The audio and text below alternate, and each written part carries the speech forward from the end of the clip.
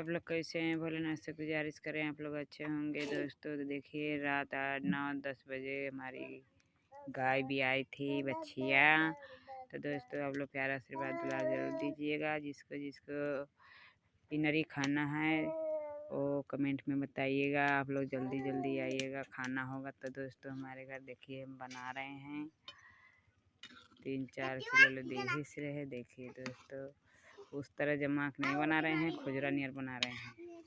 तो दोस्तों आप लोग आइएगा ज़रूर, बताइएगा।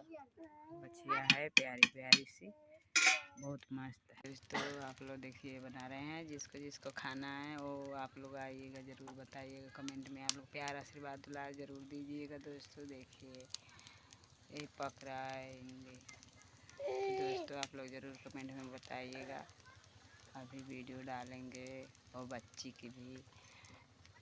तो बाय।